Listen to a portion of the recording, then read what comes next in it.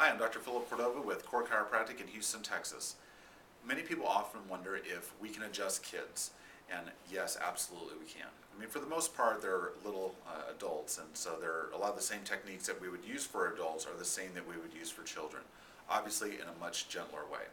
Now, if you're picturing your little baby infant and me, kind of cracking it and popping it, that's where it would be a lot different. With babies and infants, we're just using often our pinky and just applying pressure to be able to help them with something they might be having going on. So as the kids get older, we can pretty much treat them just like adults.